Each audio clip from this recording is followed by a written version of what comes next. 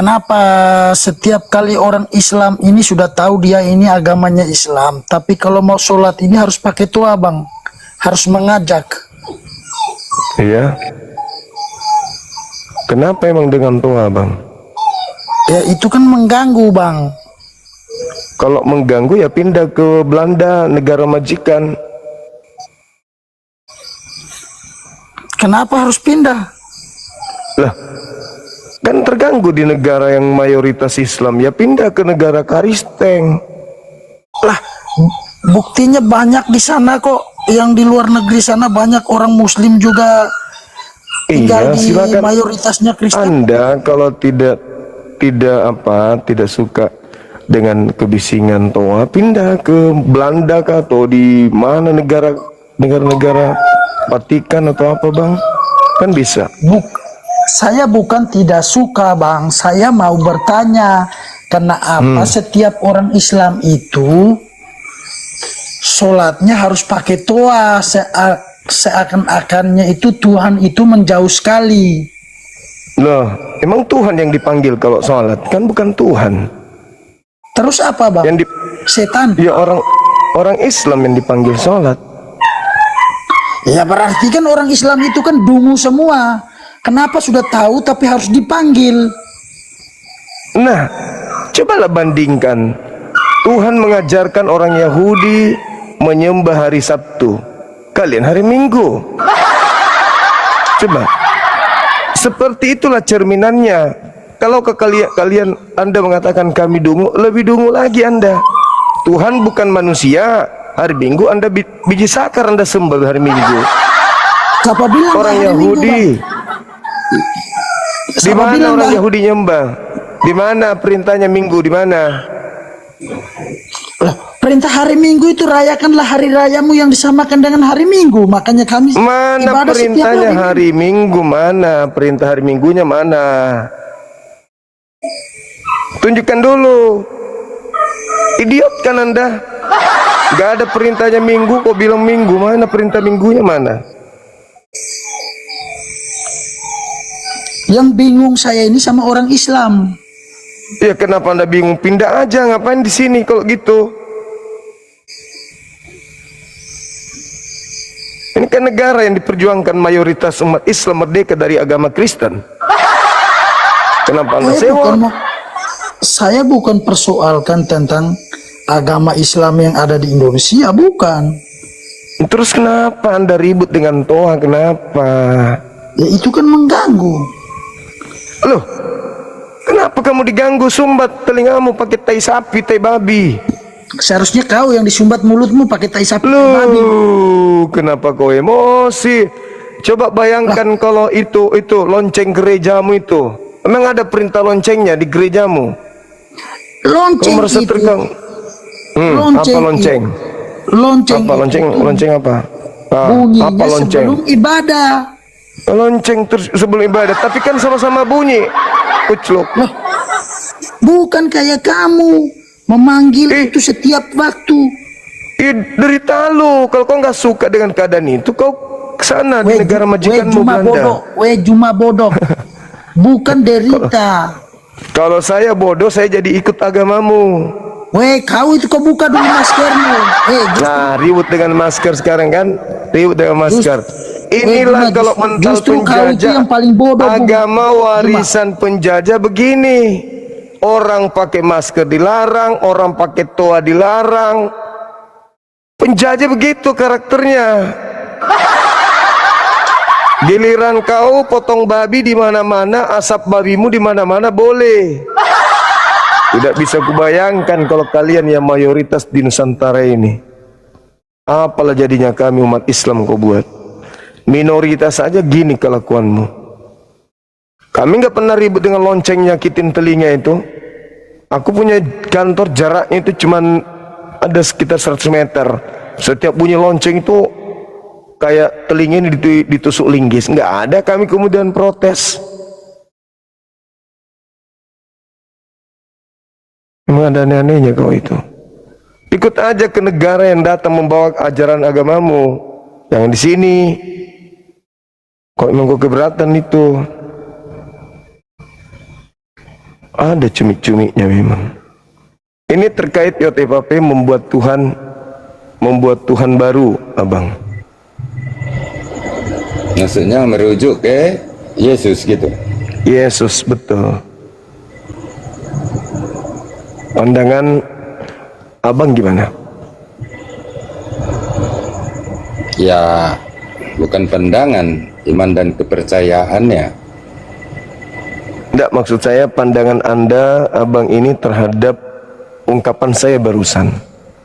Ya tentu, kalau ditanya saya pribadi, ya tentu nggak tepat, salah. Tapi dalilnya gitu, bang? Maksudnya dalil Gimana? yang secara eksplisit di mana tertulis kayak gitu? KPR 236. Bunyinya kayak mana? Jadi seluruh orang Israel harus tahu dengan pasti bahwa Elohim telah membuat Yesus yang kau salibkan itu menjadi Tuhan dan Kristus.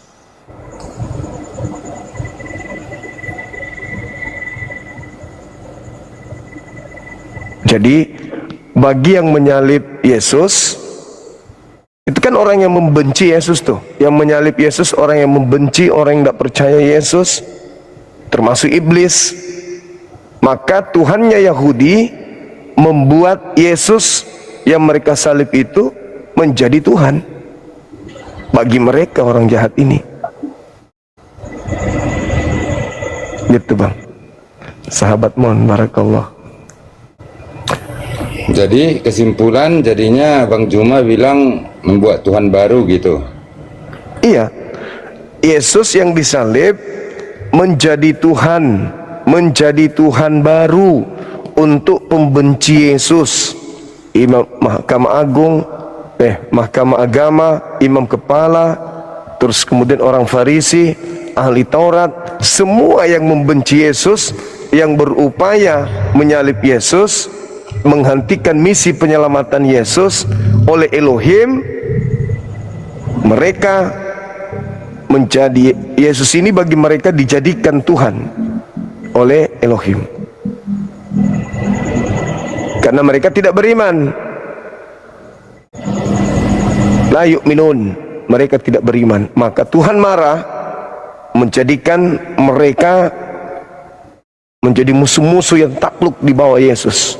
Kalian harus menjadi hambanya Yesus, kalian harus menjadi budaknya Yesus.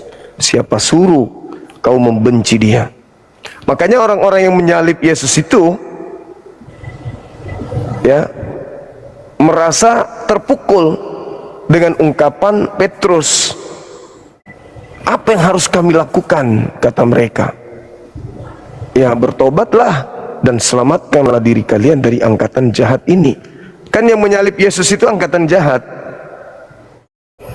Betul, ya pastilah namanya niat membunuh itu udah jelas roh jahat, angkatan jahat gitu. Ya itu dia. Maka Yesus adalah Tuhan untuk orang jahat. Itu kutukan bagi mereka bang. Karena Tuhan kan sudah mengatakan, jangan kau membunuh orang yang benar, jangan kau membunuh orang yang tidak bersalah, sebab aku Tuhan tidak akan membenarkan orang yang bersalah. Nah, dilanggar, mereka malah membunuh orang yang tidak bersalah ini. Amsal 6:16, 6 perkara yang dibenci oleh Elohim, bahkan 7 kekejian di dalam hatinya.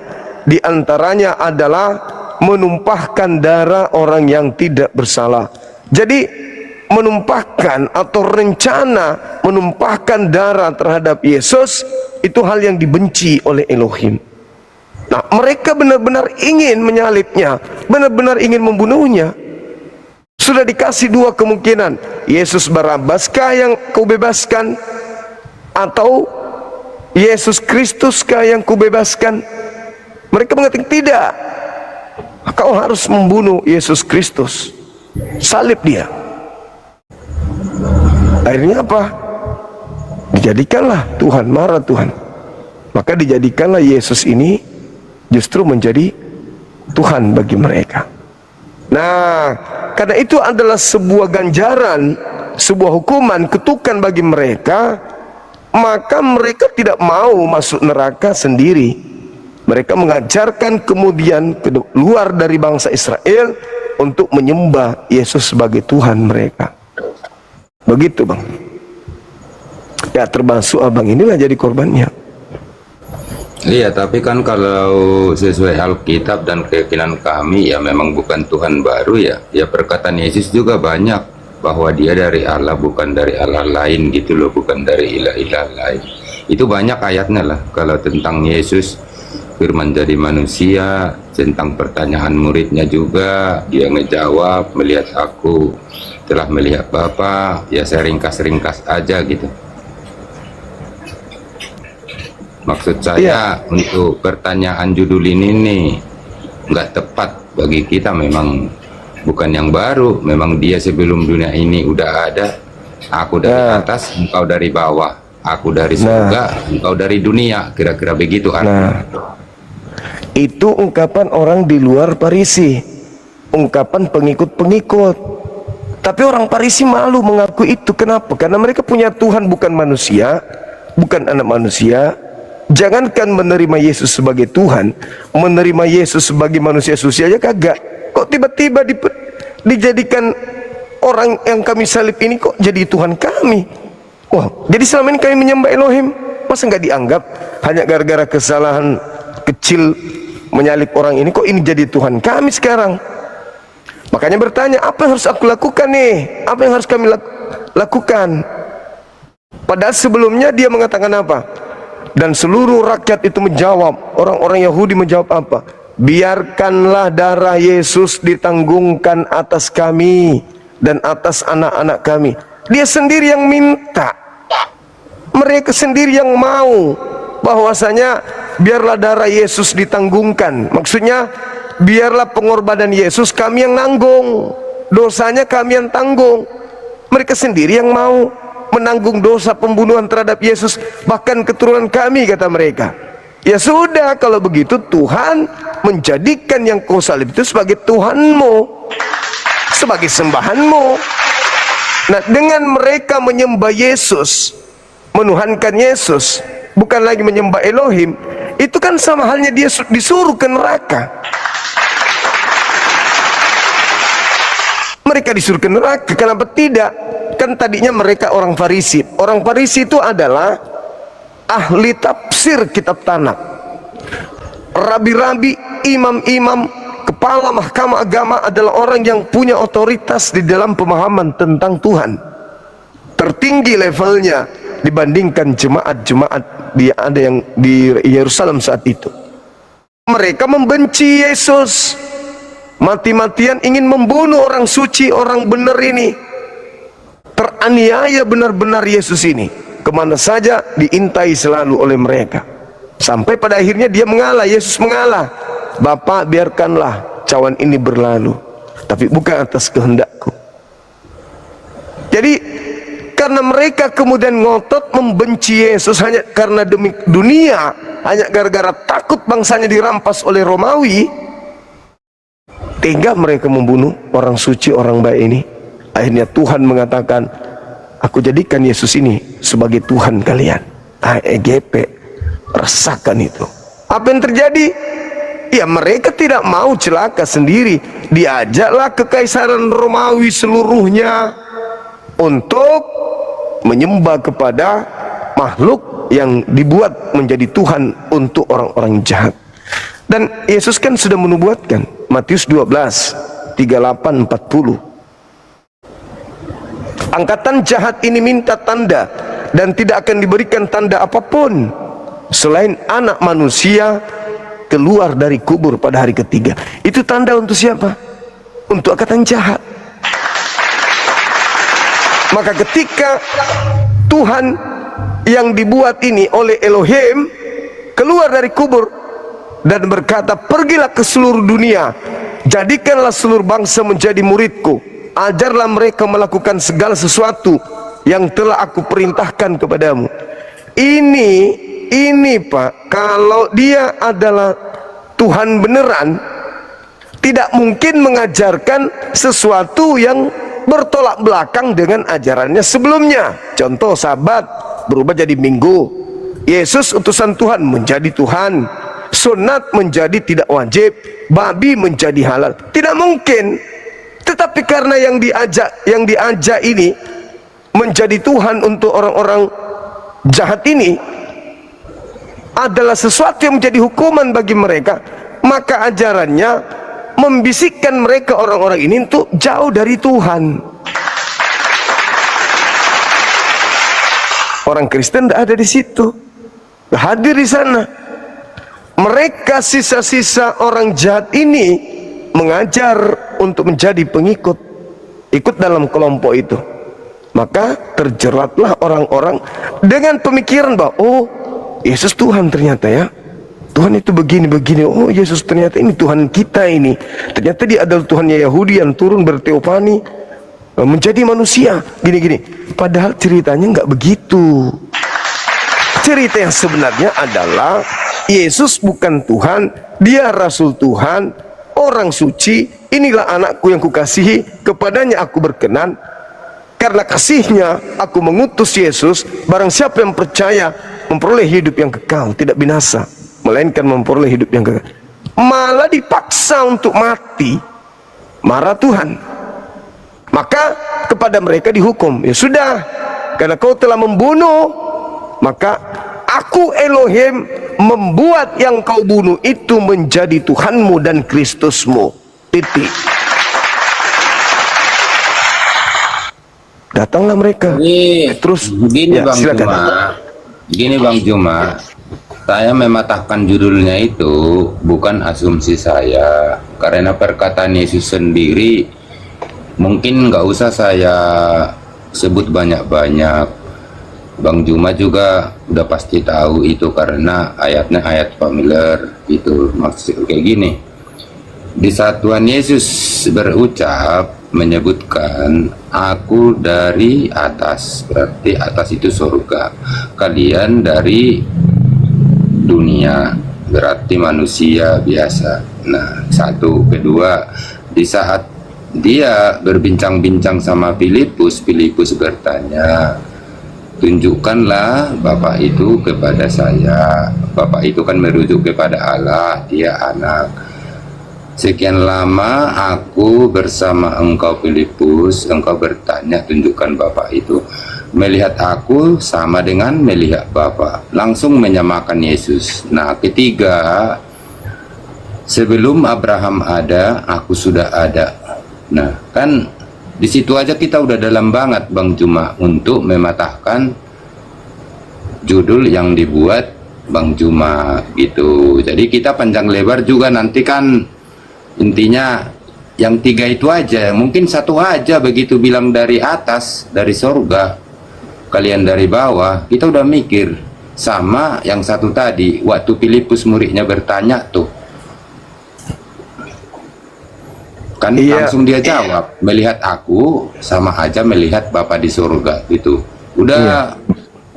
Jadi itu maksud saya, itu jawaban saya untuk itu, karena kita biar gimana juga Bang Juma ya, sebelum Bang Juma meyakini atau dicamah Yesus, ya mungkin kalau dicamah Yesus sudah lebih-lebih dari apa ini khotbahnya. Maksud saya gini, kita diskusi namanya saling menghargai. Makanya saya jujur aja bukan muji-muji ya, mungkin penonton aneh mendengarnya. Ke siapa juga saya naik, ademnya adem kayak gini Bang Juma. Ke semua itu, baik Ustadz PI tadi, Ustadz PI itu banyak penontonnya, rungkat itu 14K. Pelanggaran tadi nanti di sana juga ke Rasid baru ngobrol-ngobrol sampai lama kangen.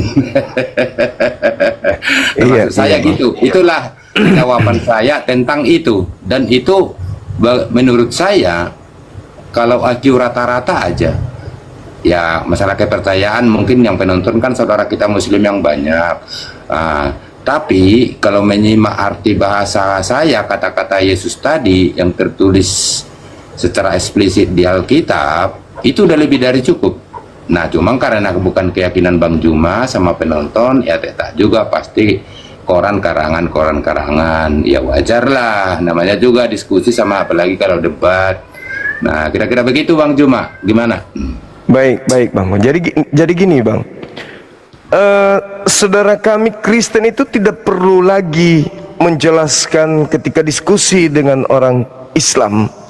Ini loh buktinya Yesus itu Tuhan. Siapa melihat aku, melihat Bapa. Aku dari atas, kalian dari bawah. Nggak perlu lagi.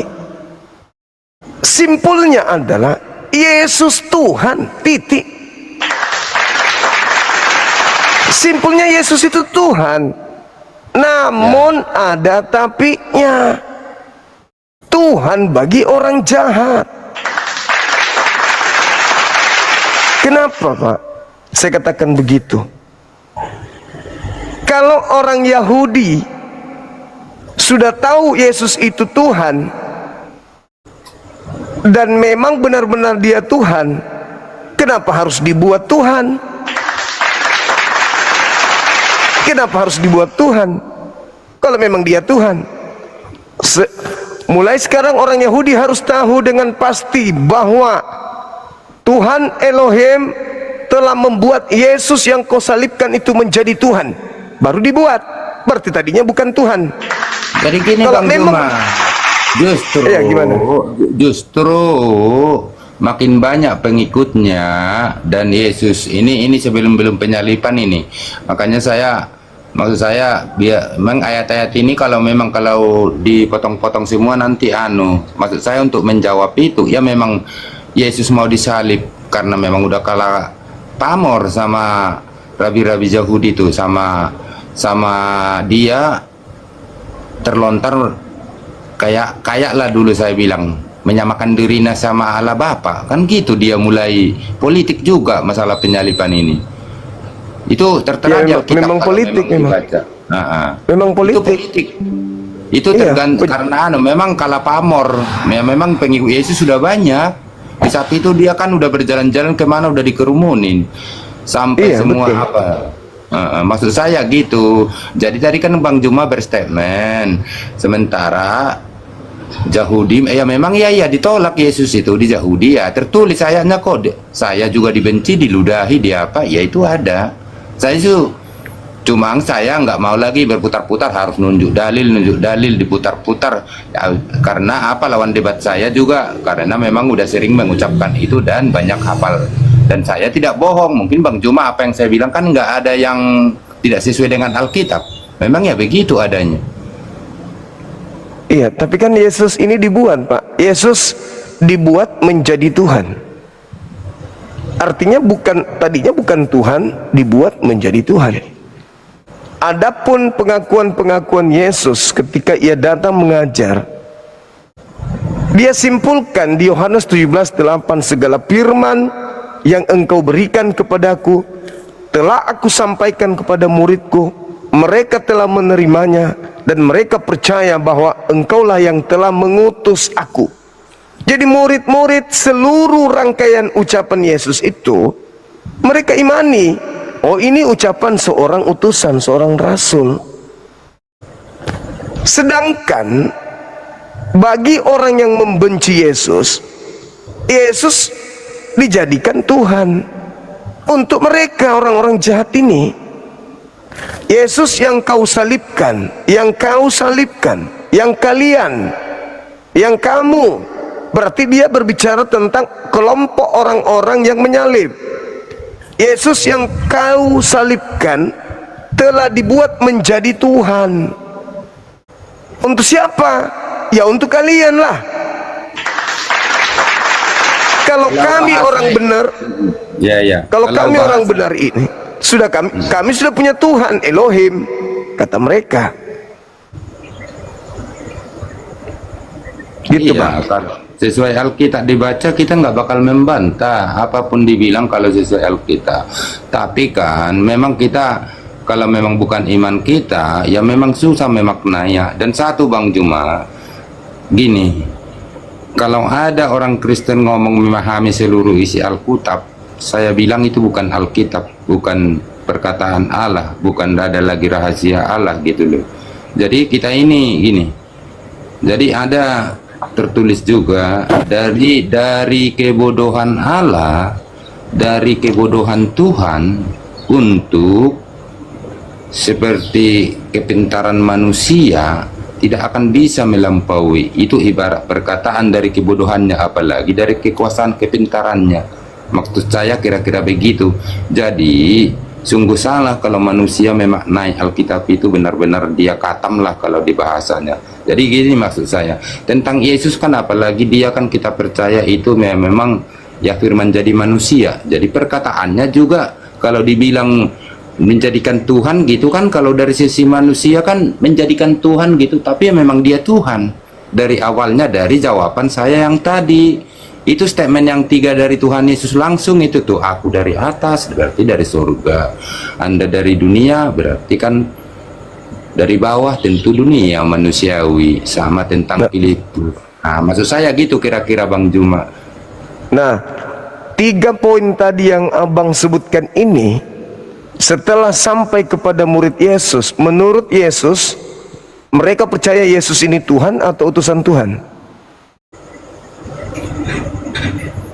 Kalau apa yang tertulis semua dipercaya, termasuk saya, guru, Tuhan, Nabi. Kan, di antara 2 poin tadi itu bang, setelah 3 poin ini yang Anda sebutkan sampai kepada murid Yesus, menurut Yesus, muridnya percaya dia sebagai Tuhan atau utusan Tuhan? Coba-coba diulangi yang secara Tiga 3 poin yang Anda maksudkan tadi kan, ya, menurut Yesus itu kan sampai juga di murid-muridnya kan, 3 poin ya, ini sampai kan. Kata Yesus, ketika 3 hal ini sampai kepada muridnya, muridnya percaya kalau Yesus ini Tuhan atau utusan Tuhan. tergantung, bukan semuanya masih bertanya-tanya. Di saat itu juga kan Filipus masih bertanya, padahal sekian lama engkau bersama aku. Nah, tapi kalau Yohanes Pembaptis, Yesus baru kok kita yang mulai ngomong. Yesus iya. kok yang ngomong, segala firman yang engkau berikan kepadaku telah aku sampaikan kepada mereka. Mereka telah menerimanya dan mereka percaya dengan pasti bahwa engkaulah yang telah mengutus aku. Jadi 3 poin bahkan 1000 poin yang Yesus sampaikan sudah Yesus berikan kepada muridnya, dan muridnya telah menerimanya. Endingnya muridnya percaya Yesus utusan Tuhan. Nah sahabat, udah ketemu Bang Juma, sebenarnya udah ketemu. Nah itulah dia, makanya dia disebut utusan. Tentu kalau yang saya ucapkan tadi, nggak ada manusia di dunia ini yang berstatement gitu, aku dari atas loh, kalian dari bawah. Sebelum Abraham ada, aku udah itu ada. Ucapan apa? Itu ucapan sebagai Tuhan atau sebagai utusan Tuhan? Ya tentu di saat ditanya di situ kan bingung juga pasti. Enggak bingung muridnya mereka. Yesus mengatakan, muridku enggak bingung, muridku percaya bahwa engkaulah yang telah mengutus aku. Mereka enggak bingung. Yesusnya yang memproklamirkan, yang mendeklarasikan, muridku seluruhnya percaya aku utusan Bapa. Kenapa Anda memaksakan 3 poin ini sebagai Tuhan? Karena abang bukan muridnya. Abang ini pengikut orang-orang yang Elohim berikan hadiah Tuhan berupa Yesus. Karena Anda bukan orang Farisi, Anda bukan ahli Torah, Anda bukan mahkamah agama, maka Anda mencari-cari judul. Oh ini loh sebabnya sampai dia juga Tuhan, ini loh sampai dia juga disebut Tuhan karena dia adalah Tuhan. Tidak begitu bang. Yesus itu utusan Tuhan, tetapi Tuhan bagi orang jahat. Intinya itu di situ. Jadi jangan berpura-pura nggak paham. Jangan lagi abang mengatakan Bang Suma nggak ngerti karena itu bukan kitab Bang Suma, nggak ada Roh Kudus. Tidak. Yesus itu murni utusan Tuhan bagi yang percaya. Tetapi bagi yang tidak percaya, Yesus itu Tuhan. Titik. Karena memang Tuhan sudah melantik dia. Bahkan Paulus mengatakan apa? Roma 14:9. Untuk itulah Yesus mati disalib, supaya dia dibangkitkan untuk menjadi Tuhan. dibangkitkan untuk menjadi Tuhan. Apakah Elohim itu harus mati dulu untuk jadi Tuhan? Kan tidak. Hanya manusia yang bukan Tuhan inilah yang harus mati untuk menjadi Tuhan bagi orang jahat. Yesus itu Tuhan, betul, tapi untuk kelompok tertentu. Siapa mereka? Orang-orang jahat yang menolak Yesus. Kenapa bisa demikian? Tuhan mengutuk mereka. Makanya orang Yahudi tidak menuhankan Yesus, karena mereka tidak percaya terhadap ketuhanan Yesus meskipun sudah dilantik. Makanya nubuatan tentang Kristen itu tertulis di mana, Pak? Nubuatan tentang Kristen itu tertulis di Matius 23 nomor 15. Celakalah engkau wahai ahli Taurat, Paulus. Celakalah engkau wahai orang Farisi, Paulus. Celakalah engkau wahai orang munafik, Paulus. Celakalah engkau yang menyeberangi lautan, Paulus. Menjelajahi daratan, Paulus. Mentobatkan orang di luar untuk menjadi pengikutmu, Paulus. Setelah kau jadikan dia pengikut agamamu, kau jadikan mereka orang neraka, dan 2 kali lebih jahat daripada engkau sendiri. Berarti pengikut orang Farisi lebih jahat daripada mereka. Kenapa? Orang Farisi ketika Yesus dilantik sebagai Tuhan, mereka bertobat. Tetapi di luar orang Farisi malah membantu untuk menguatkan Yesus itu Tuhan, malah mengajak orang lain menuhankan Tuhan yang dilantik oleh Tuhan untuk menjadi Tuhan. Makanya dikatakan 2 kali lebih jahat. Orang-orang Farisi bertobat kok. Apa buktinya dia bertobat?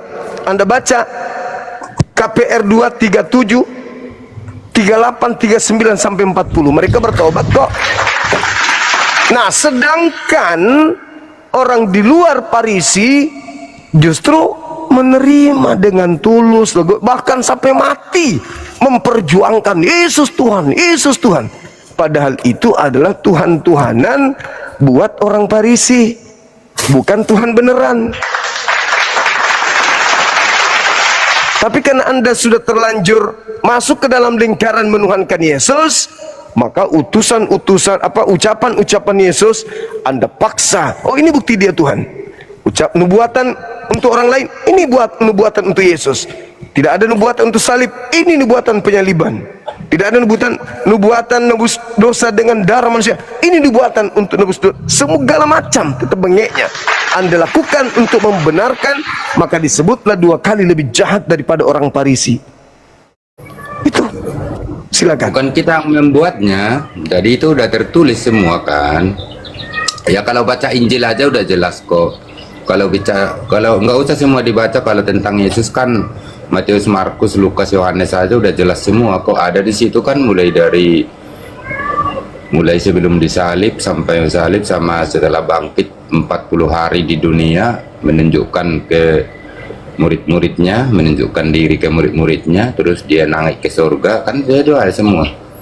Ada semua kok, udah jelas. Ya, kita kan bukan membuat-buat, memang ya faktanya dari Yohanes 1 ayat 1 itu kan udah jelas. Ya memang itulah, memang dia firman jadi manusia.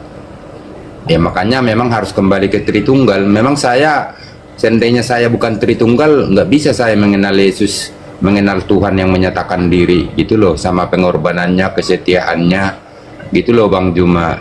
Ya memang Baik Bang, ketika Yesus itu dijadikan Tuhan, dibuat menjadi Tuhan, ada nggak mereka mengatakan, ya memang Yesus Tuhan kok, memang Yesus itu adalah Tritunggal kok, memang Yesus itu adalah Elohim yang turun jadi ke bumi kok? Ada kayak gitu Bang? Nggak ada. Malah mereka bersedih, malah mereka merasa terpukul. Makanya di dalam bahasa Yunaninya itu disebut kata nuzo. Kata nuzo itu artinya mendengarkan Petrus mengatakan bahwa yang kau bunuh itu telah dijadikan menjadi Tuhan untukmu. Mereka sangat merasa terpukul. Kata nuso itu artinya kayak jantungnya itu ditusuk pakai tombak yang sangat tajam. Mereka sangat tersakiti dengan keadaan itu. Mereka sangat terganggu dengan ucapan itu. Sampai-sampai mereka mengatakan, Apa yang harus kami lakukan sekarang?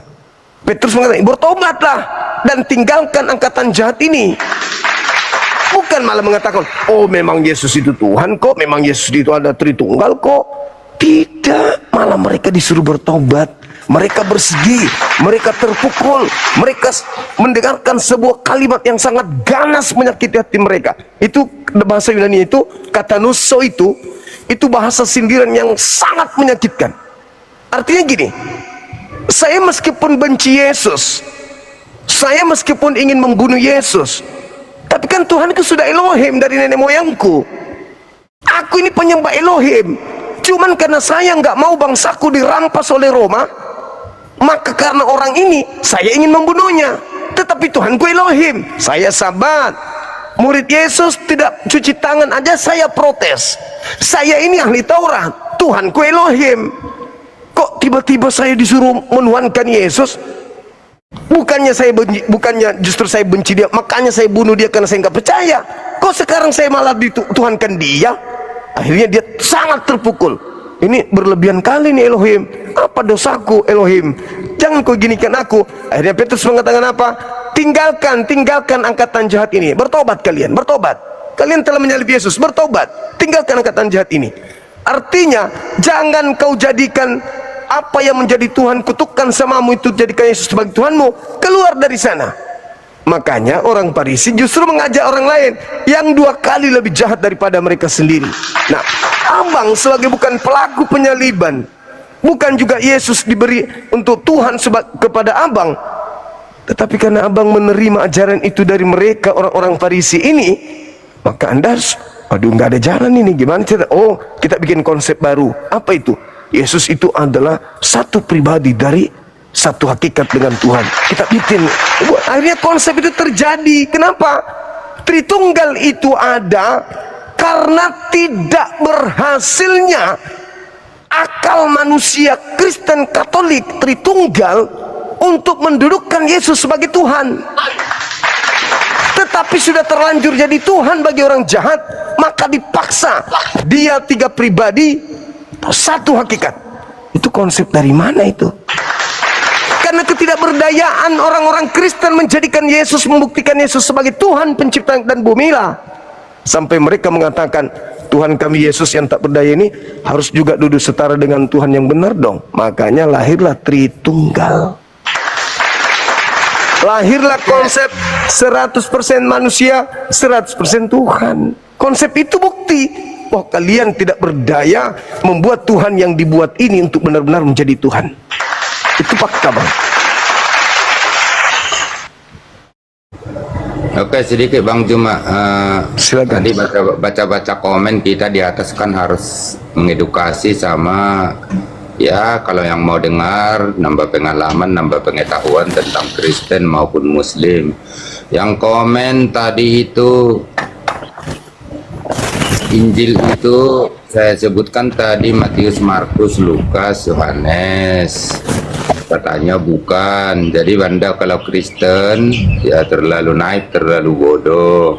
Kalau Muslim terlalu berani komen kita bodoh. Maksud saya kalau Injil itu di kita Matius, Markus, Lukas, Yohanes, Evangelium. Artinya Injil kabar baik, kabar sukacita tentang kehadiran Yesus gitu.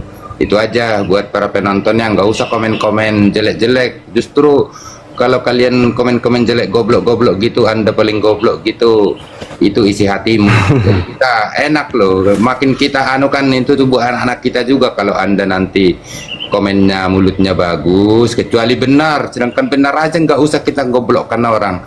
Ini komen kita yang cerita malah bilang goblok. Maksud saya bertobatlah, mau Anda Kristen mau Anda Muslim, nggak ada pengaruh sama saya. Yang penting saya ngomong baik. Seandainya juga Anda berilmu, ya tunjukkan berilmu. Dari situ, dari bahasa Anda aja udah salah bilang goblok, ya tentu Anda lebih jauh-jauhnya. Tapi saya nggak bilang goblok gitu loh.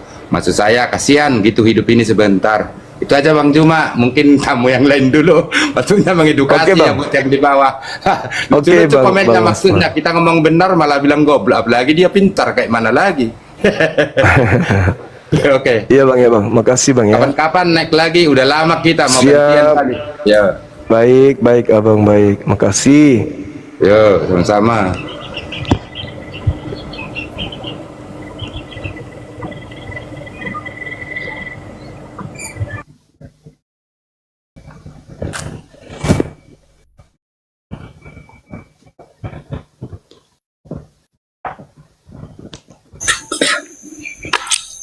Halo Tante Paulus, semangat malam. Halo Tante Paulus. Halo. Kenapa dengan Santo Paulus? Santo Paulus itu suci daripada yang kau Orang beri Apa? salam dulu, beri salam. Kok ajaran Paulus kasih itu kok suci begitu? loh. Paulus tidak pernah doyan tempe loh. Paulus itu Siap. baik. Kau Nggak doyan kenapa? memek. Oke? Baik-baiklah, baik-baiklah. Oke. Aku bicara. Buka kamera, buka Kalau kamera. nggak aja. hujat Kristen kau nggak bisa cekek kau cuma. Setan kau, iblis kau. Buka kamera dulu, Ibu. Jangan emosi Nggak nah. perlu aku buka kamera, ngapain? Loh, Kalau kau nggak Kan bisa kita- hujat, kau nggak bisa cekek. saya hujat apa coba? Ada nggak saya hujat? Kau tuh suka ngarang bebas. Apa Bedanya contohnya? Kau bikin kau punya lain lagi. Ih, memang kau ini memang Coba Kau. apa? Saya ngarang apa? ular berbisa memang kau nih. Saya ngarang apa? Kau tuh ular. Ular kau tuh. Ngarang Ular apa, artinya tidak Ibu? beda dengan iblis. Saya ngarang apa? Cerita apa? yang Memang kau suka ngarang bebas. Apa Padahal itu? Kau ngarang. Contoh. Aduh, malu. Malu Contohnya jadi apa? orang. Contohnya apa, Ibu? Bisa cekek cari duit di sini kau. Duitnya siapa yang aku cari? Itu Ya kan dari saudara muslimku sendiri. iya karena kamu hujat. Jadi Saya punya hujat itu yang apa? bodok-bodok yang lain tuh mengangkat-ngangkat gitu. Saya hujat apa tuh? Orang-orang di bawah sayang aku kok. Memang Hei. ular berbisa. Aku disayang loh. Aku disayang. Cemburu dia. Aku semakin banyak duit. Oh, Masya Allah. Emosi dia teman-teman. Jadi aku hujat apa? Aku hujat apa? Ibu kalau mau bertobat dari agama yang sekarang, Bisa ngomongnya itu, Ya. Kau walat Ibu- kau ini nanti terkutuk kau ini. Ibu, saya bukan Yesus. Terkutuk Yesus kau itu ini. yang dikutuk itu Yesus, Ibu, jangan saya. Tunggu aja tanggal mainmu. Jangan kayak gitu. Kok Kau selalu saya kok jadi menghina Tuhan Yesus, kau lihat aja kau. itu saya lagi yang dibilang hina coba. Saya itu yang kau sampai yang mati masih bangke busuk di kuburan sana nggak bisa bangkit nggak bisa bangun. Dia yang menghina, loh. Ngurusin bangkemu itu nggak usah Nah, main. dia yang menghina kok Bangkemu itu boleh bangunin dibilang. bangkemu itu. Ya Allah ya Karim. Inilah Bangkemu aja nggak gambaran. bangun-bangun kau ngurusin orang lain. Inilah gambaran Kristen kan sesungguhnya. Gambaran Bayangkan, apa? Kau itu yang gambaran iblis. bayangkan Siapa tahu? kalau kalian yang Gambaran mayoritas iblis di ular berbisa Indonesia. itu kau. Hah? Saya melakukan Kau itu apa, gambarannya Ibu? ular. Bahasa Saya Jawanya melakukan ulo. apa? Bahasa Saya Indonesianya melakukan apa? ular. Itu Saya kau melakukan tuh. apa? Kok benci kali ya ibu ini sama aku? Memang ular berbisa kau itu. Katanya ajaran kasih. Kok begitu? Iya, tapi kalau kau menghujat terus. Aku menghujat apa? Sampean Memang kau baru seneng hujat. Kau ngurusin Al-Qur'anmu itu, jangan kau. Ya justru Al-Quran saya Makanya ini saya yang bilang saya kau cari cekek urus. di sini dengan kau menghujat. Enggak ada Kristen. urusan, Kalau kau yang tidak kasih hujat saya Kristen, saudara-saudaraku kau bisa sendiri. cekek, iblis. Al-Quran Ular saya berbisa. mengatakan inna ja'alna syayatin awliya'a lilladzina la yu'minun. Apa itu? Yang kamu sembah itu setan. Itu Al-Quran Itu saya yang mengatakan setan, itu. Yang kau sembah itu yang setan, yang iblis. Al-Quran saya Surgamu mengatakan aja itu surga seks. wa iya du'una illa syaitan Surgamu aja marida. pesta seks. Coba. Itu iblis namanya. Nah, itu kan menghujat kan? Kalau Menghujat surga dia, saya menghujat. itu kan bisa doa, bukan Menghujat tidak dia. dari yang susu besar. Makanya kamu kena tendangan dari TikTok karena kamu itu menghujat gitu loh. Kau tuh yang menghujat. Jangan kau balikan fakta. Seluruh dunia pun tahu kau tuh iblis. Tadi Kau barusan menghujat kau orang. mengatakan Seluruh dunia kami pun menyembah tahu bangke katanya. Kau tuh iblis. Sementara Kau kami tidak menyembah Nabi menghujat. Muhammad. Seluruh dunia Yang pun menyembah tahu. mantan bangke, yang menyembah bangke itu kan Anda. Menghujat kau itu. Nah, giliran ditanya kenyataan, Maria Kenapa datang kamu ngurusin mencari Yesus? apa? Maria Yesus itu datang mati, dia bisa mencari. bangkit. Maria datang Yesus itu bisa mencari bangkit, mayat orang yang Tuhan. mati. Mayat Sembah Tuhannya apa? dicari gitu loh. Kena sihir pun. Asal jangan Tuhan kena tombak. Kena tombak itu karena dia sendiri yang rela mau wafat di kayu Ya salib. enggak ada urusan yang Tuhan kena tombak. Daripada gimana kau punya sih? yang kena itu, kena sihir di gua Hira sana. Ya itu kan bukan Tuhan kami. Nabi Muhammad bukan kesian Tuhan. Memang Nabi iblis Muhammad ular bukan berbisa Tuhan. memang kau ini. Nanti kan kalau sudah jawab Bangke begitu kau ini. dia. Emosi dia. Orang Kau bahas memang bangke kau kebenaran. ini. Semua Maki-maki ustaz aja tidak terus. seperti kau. Ustadz yang lain Mereka tidak bukan seperti apologet. kau. Seluruh dunia ini ustadz Beda kau dengan saja saya yang kayak apologet. iblis. Saya memang Kau spesialis saja yang kayak iblis. menghalau Seluruh dunia ustadz misionaris, hanya kau saja yang kayak memurtadkan iblis umat ular Islam berbisa begitu. bangke kau ini. Lah emosi dia, Seluruh teman-teman. dunia ustadz tidak seperti kau. Saya tahu Seluruh kau dunia begini, gayamu tidak begini seperti- marah. Saya tahu kau marah, tapi yang dibawa itu bahasa kan? Iya kan? Jangan-jangan kau lagi maki-maki, tapi tanganmu yang saat itu lagi kerja bakti. Itu hanya kau marah, kau naik di sini kau maki-maki. Padahal kau harusnya naik di sini bantah apa yang saya sampaikan. Jangan kau naik di sini, tangan kananmu pegang mic, tangan kirimu pegang nafsuan dia. Setiap naik di komalku dia nafsuan. Lucu nafsuan dia, teman-teman. Kayak orang ditolak cintanya gitu loh. Ini saudara kita pendeta.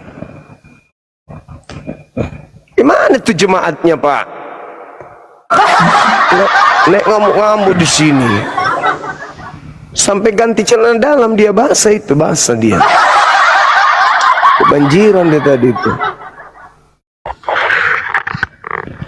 Malam, bosku. Apa kabar? Selamat malam. Iya, Pendeta Yunus. Ini ada tema. Ada tema, Abang. Setelah agama Kristen itu datang lebih depan, Al-Quran saya datang kemudian menjelaskan bahwasanya selain yang disembah oleh pencipta langit dan bumi, yang disembah yaitu pencipta langit dan bumi, itu adalah berhala iblis yang durhaka. Itu kata Quran saya. Iyadu'una min dunihi illa inathan wa iyadu'una illa syaitanan marida. Gitu. Nah, saya menemukan ternyata memang Yesus ini adalah Tuhan yang dibuat oleh Tuhannya Yahudi berdasarkan KPR 2:36. Jadi Yesus adalah Tuhan bagi orang jahat berdasarkan dalil itu, Bang. Coba silakan Pak Pendeta untuk bernarasi gitu. Ya, makasih ya buat waktunya. Iya. Memang Tuhan yang kita sembah ini Tuhan yang hidup, ya. Yang pertama, dia sudah ada sebelum dunia ada, ya. Yesus datang sebagai manusia, dia diperkenalkan sebagai anak Allah oleh Bapa, ya. Untuk semua percaya. Dia diutus oleh Bapa. Kalau di dalam Yohanes 14 ayat 10, dia sendiri adalah Allah sendiri. Kalau engkau melihat aku, Filipus, engkau telah melihat Bapa. Hanya Yesus yang berkata, akulah jalan, kebenaran, dan hidup. Bahkan keselamatan yang Yesus datang berikan kepada dunia, ada keselamatan yang kekal dan abadi. Ya. Setiap mereka yang percaya kepada Yesus akan selamat. Mereka yang tidak percaya akan binasa. Ya. Apalagi mereka yang menolak Yesus, hukumannya sangat berat. Ya. Karena kita akan menghadap penghakiman, ya, menghadap penghakiman. Ya, apakah Yesus itu Tuhan? Benar, Yesus itu Tuhan. Akulah kebangkitan dan hidup. Siapa yang percaya kepadaku, walaupun dia sudah mati, dia akan bangkit. Ya.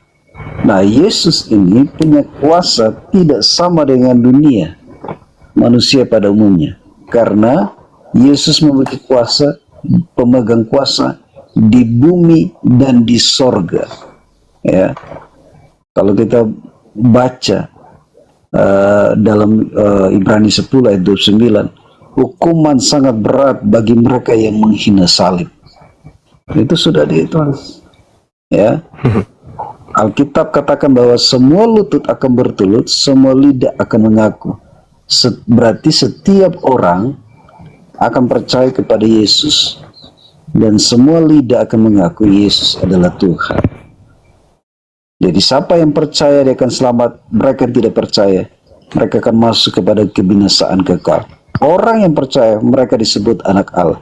Orang yang tidak percaya mereka yang bersama-sama dengan iblis di dalam api neraka. Karena mereka yang percaya nama mereka tercatat dalam kitab kehidupan, mereka yang tidak tercatat dalam kehidupan mereka akan dilemparkan dalam lautan api.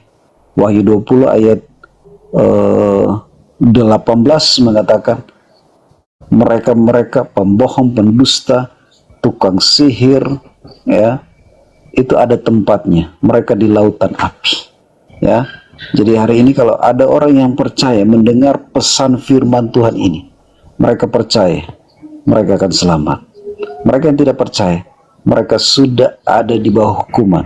Alkitab bilang semua orang berdosa, semua orang binasa, tetapi kita diselamatkan karena kasih karunia. Efesus 2 ayat 10. Itu Pak, terima kasih Pak.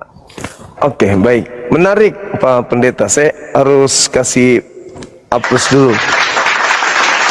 Saya suka orang yang berkhotbah, apalagi materinya kalau sudah di luar kepala ya. Saya ingin Pak Pendeta jelaskan kepada saya. Ketika dikatakan siapa yang tidak percaya, siapa yang tidak percaya akan binasa, yang percaya akan hidup. Yang menyalib Yesus kelompok percaya Yesus atau tidak? Silakan. Ya, kalau Alkitab mengatakan mereka kelompok yang tidak percaya. Berarti penyaliban itu adalah pekerjaan-pekerjaan orang yang tidak percaya, kan?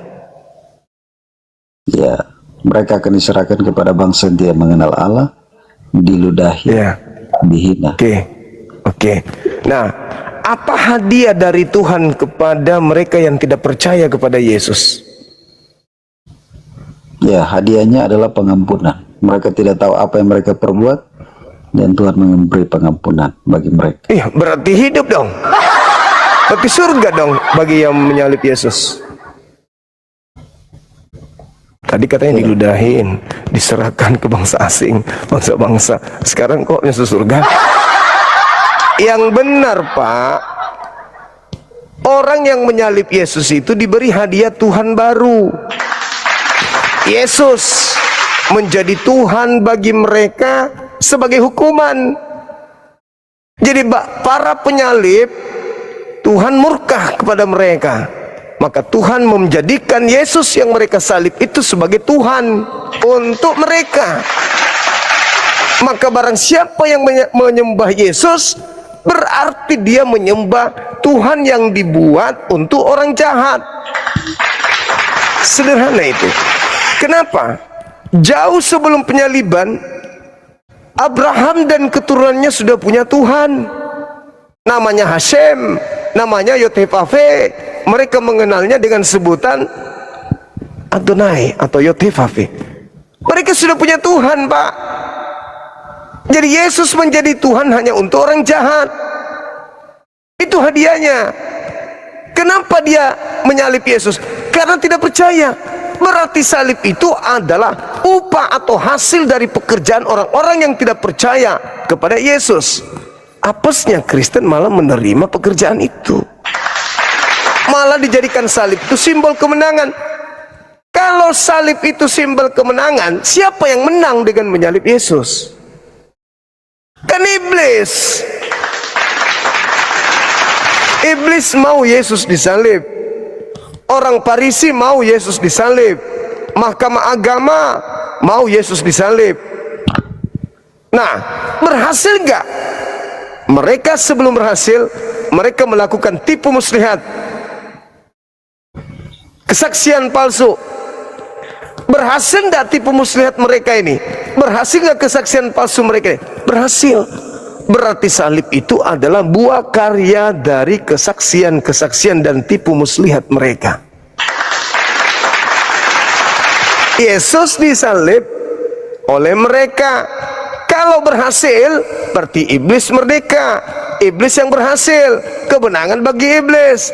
Karena Tuhan marah kepada iblis, maka mereka yang telah menyalib Yesus, Tuhan katakan seluruh orang Israel harus tahu dengan pasti, tanpa keraguan, bahwa Tuhan Elohim telah membuat Yesus yang kalian salibkan itu menjadi Tuhan dan Kristus. Mampus. Tak ada lagi Elohim sebagai Tuhan mereka.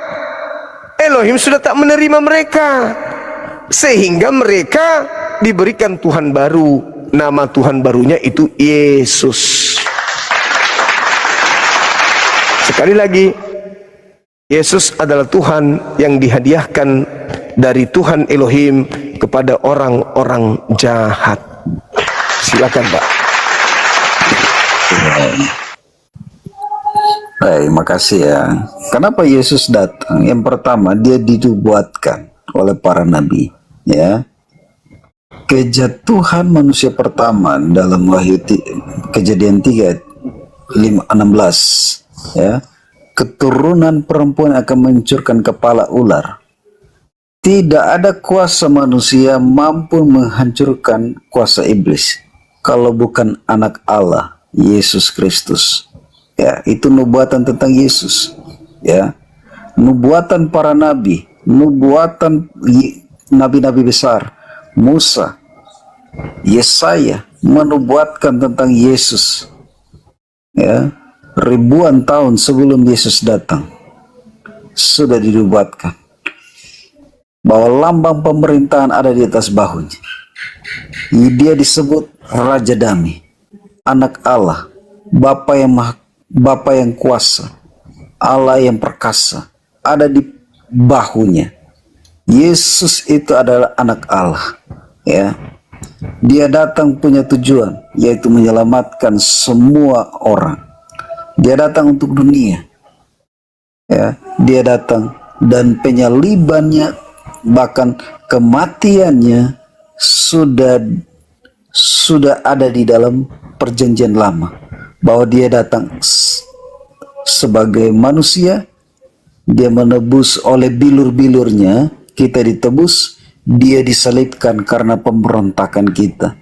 Galatia 13, dia disalibkan karena pemberontakan kita, terkutuk karena kita. Dia rela menjadi kutuk supaya kita diselamatkan. Karena tanpa penebusan tidak ada satupun manusia yang dapat diselamatkan. Itu harus dengar, itu harus catatan yang besar bagi kita. Yesus datang memberikan hidup. Iblis datang memberi, Yohanes 10, iblis datang membunuh, membinasakan. Yesus datang memberikan hidup kekal. Ingat baik-baik, Pak. Oke, baik. Jadi ketika saya dibenci oleh musuh, saya nih, analogi sederhana, musuh saya menganiaya saya, musuh saya merencanakan tipu muslihat untuk saya. Aku datang bersungut-sungut mengajarkan dia. Dari sejak lahir aku sudah dihina sama mereka. Dari aku lahir aku sudah ingin dibunuh oleh mereka. Mereka sangat membenci pada saya, padahal saya ini mengajarkan keselamatan kepada mereka. Saya diutus oleh presiden untuk menyelamatkan jiwa-jiwa mereka, tetapi mereka selalu berkongkok-kongkok untuk menyakiti saya. Bahkan ditampar, diludahin, diseret, ditelanjangin, ditonjok, ditombak, dan seterusnya. Lalu Tuhan saya mengatakan, Duduklah di samping kananku Bang Suma. Aku akan taklukkan musuh-musuhmu. Musuh-musuhmu akan kubuat menjadi tumpuan kakimu. Musuh-musuhmu itu akan hancur kubuat malu, kata Tuhan. Mazmur 110, Mazmur 132. Aku kubuat malu semua musuh-musuhmu. Bukan malah selamat musuhmu. Kubuat malu. Kubuat mereka menjadi tumpuan kakimu. Maka ketika Yesus itu datang untuk menghancurkan iblis, iblis tidak bisa berjaya dia. Orang-orang Farisi nggak bisa berjaya, itu musuhnya. Mahkamah agama tidak bisa berjaya dan seterusnya. Tadinya dia sombong, ponga terhadap Yesus. Sebaliknya, mereka menjadi hamba-hamba bagi Yesus. Ketika mereka menghambakan Yesus, apakah Yesus jadi Tuhan yang sesungguhnya? Tidak. Sebagaimana iblis dituhankan oleh orang-orang kafir, orang-orang zalim, orang-orang munafik. Apakah mereka Tuhan beneran? Tidak. Tidak. Samalah Yesus. Apakah Yesus Tuhan beneran? Tidak. Yesus hanya Tuhan bagi iblis. Yesus hanya Tuhan bagi orang jahat. Kalau saudara saya ini mengatakan sudah dinubuatkan, ya saya 50, bilur-bilurnya, bisul-bisul, entah apa-apanya, Bapak bilang terserah Bapak. Demi untuk mengukuhkan Yesus yang adalah Tuhan buatan Tuhan. Tuhannya Yahudi membuat Tuhan baru untuk orang jahat. Jadi Bapak nggak perlu terlalu sulit sebagai pendeta untuk mencari, ada di Yesaya lo, ada di kitab Daniel lo. Sudah final, Yesus Tuhan, titik. Tapi untuk orang jahat, Yesus untuk orang jahat. Itu fakta, itu real. Kenapa? Orang benar itu Pak, Tuhannya adalah sembahan Abraham. Supaya kalian bisa menyesatkan orang lain, kalian akan menjadikan data-data kitabnya Yahudi untuk Anda jadikan sebagai dasar mengolah data itu seakan-akan Yesus itu adalah Tuhannya Abraham. Segala macam muncul nanti. Aku ada sebelum Abraham ada. Siapa melihat aku melihat Tuhan. Aku dari atas, kalian dari bawah. Aku dan Bapa adalah satu. Ini segala macam dibuat. Untuk apa? Untuk memberikan legalitas kepada Yesus yang adalah Tuhan buatan Tuhan ini sebagai Tuhan, demi untuk menjerat orang yang ada di luar sana yang malas ibadah, yang malas sujud kepada Tuhan. Maka mereka cukup menuhankan Tuhan yang dilantik Tuhannya Yahudi ini sebagai penolong dalam hidup mereka. Tetapi sayangnya cuman diduing saja. Ketika kehidupan di akhirat nanti bertemu dengan Yesus yang benar, Yesus benarnya mengatakan apa? Sorry lah, saya tidak mengenal kalian. Kalian semua adalah pembuat kejahatan. Kenapa membuat kejahatan? Hanya orang toples yang tidak tahu kalau Tuhan itu bukan manusia. Hanya orang yang tuyul, tukang tahayul, yang tidak paham bahwa Tuhan itu tidak mati, yang tidak paham Tuhan itu tidak serupa dengan makhluk, yang tidak paham Tuhan itu cuma satu entitas absolut tunggal yang tak terbagi, terbilang, dan apapun itu ceritanya. Hanya orang bahlul yang mengatakan manusia pernah melahirkan manusia, pernah melahirkan Tuhan. Maaf. Tetapi karena Tuhan marah, maka Tuhan memberikan satu konsep bahwa iblis menjadi Tuhan bagi mereka yang tidak beriman. Apakah penyalib Yesus orang beriman? Bukan. Oleh karena itulah kemudian Tuhan marah. Dijadikanlah Yesus yang mereka salibkan itu menjadi Tuhan. Sakit nggak itu? Sakit. Yang tadinya menuhankan Tuhannya Yahudi, mereka ahli Torah, ibadah, menjaga sabat, bahkan sampai orang murid Yesus cuci tangan aja ditegur. Kenapa bisa demikian? Karena mereka itu adalah pentuhan Tuhannya Abraham. Tapi setelah mereka mencoba membunuh Yesus dengan tipu muslihat, maka Tuhan marah. Apa yang terjadi? Aku jadikan Yesus yang kau salib itu menjadi Tuhan lo. Mulai sekarang gue bukan lagi Tuhan lo, Yesus yang Tuhan lo. Yang kau salibkan itu Tuhan lo. Nah, itu fakta, Pak. Itu real. Itu kenyataan. Makanya orang Kristen ini keteteran, bukan? Apakah kalian menyembah Tuhannya Yahudi? Ya. Apakah Yesus Tuhan Yahudi? Oh, itu adalah firman yang di himne Platonios dikatakan pada mulanya firman bersama-sama Theos, firman itu adalah Theos dan Theos itu telah menjadi daging, makanya itu Yesus. Itu kan cuma asumsi belaka. Orang Yahudi sudah punya Tuhan tanpa ada Yohanes 1. Orang Yahudi sudah punya Tuhan, Tuhannya itu maha kuasa, maha suci, maha tinggi. Orang Kristen juga betul punya Tuhan, tapi ada tapinya. Tuhan yang dibuat oleh Tuhannya Yahudi. Sebelumnya Yesus bukan Tuhan. Dia hanyalah utusan Tuhan. Dia adalah anak Maria yang lahir tanpa ayah, lahir dalam keadaan suci.